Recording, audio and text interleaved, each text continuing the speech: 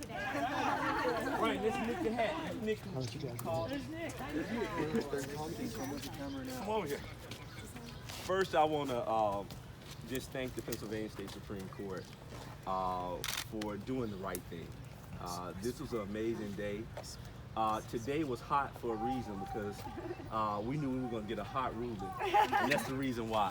But it would have never happened if I would say if I got in trouble in Iraq in a desert, I would want these two attorneys standing next to me fighting for me.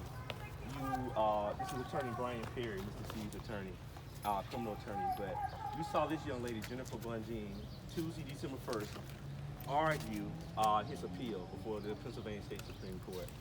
This is why this day happened, because of these two great attorneys. It was a lot of hard work, a committed wife, Mrs. Cosby, who ran the entire show, who stood by us and gave her opinions and gave her ideas and took our suggestions.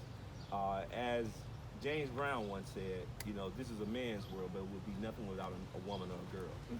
That's why we got Miss Bunjean here. What did Mr. Cosby say when he was released? He just said his heart was racing. He couldn't believe it. He said they was ringing his cell. They was just knocking on the walls, the inmates. And he said, they said, look, you're free. Get up, get up. And he was like, what are these guys talking about? And he was just so excited. And when I pulled in the bottom of the prison, they wheeled him out in a wheelchair. He didn't want to leave. He wanted to continue to talk to the officers about their children and their families. Is that how he found out? That's how he found out. I found out, I got a call from Nick last week on Thursday, and he said, look, they're going to release Mr. Cosby next week. You need to fly in from Alabama. So I flew in yesterday morning. And I was in an Uber because Kevin Steele, just to show you how egregious this guy is, he put a $2,010 fine on Mr. Cosby for not cutting his yard. I was on my way to pay the fine in an Uber, and Nick called me and said they vacated the conviction. I called Brian Perry, and the rest is history. And I hijacked the housekeeper's car and got on the road and picked the Godfather up. So what happens now? What is he going to do now? I'll let Ms. Bondinas. Well, in terms of a legal case, it's over.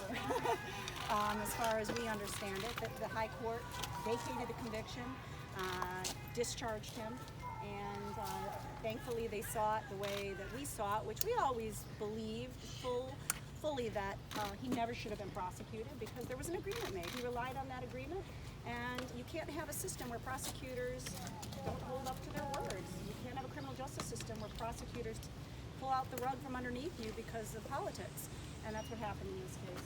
So we are pleased that he's home. He has to get adjusted. I gotta say, and Brian can back me up on this, they say, and I have many clients, they say the time either does you or you do the time. Mr. Cosby was doing that time. The time was not doing him. He flourished in prison in the sense that he was a mentor and to other inmates. He kept a positive outlook. He stood by his principles, and he really was impressive, really impressive. And I just talked to him last week, and he was in it for the long haul. As you already know, he had an opportunity to participate in the parole process and chose not to because he wasn't going to admit to being something he was not. And so I think that's a lot to say for an 80-something-year-old man who has no sight, essentially. So. And Brian, I would like to talk about how he was when he went up to his bed. Well, he's napping now.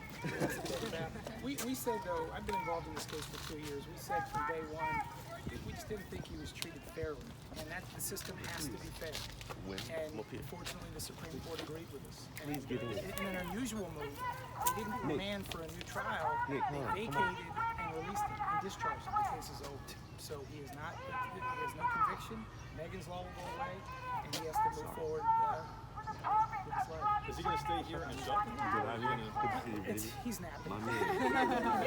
Raise a media, baby. He's happy. His wife is happy. The system only works if it's fair to all sides. That's the bottom line. Do you have any plans to take any legal recourse against the county, or? Well, all I can say is all options are on the table, and we'll have to look at that. Those are good questions. I mean, what you saw from the Pennsylvania Supreme Court is he never should have been prosecuted. So guys, what we're gonna do, Mr. C said he wants to come back out and stand with his attorneys.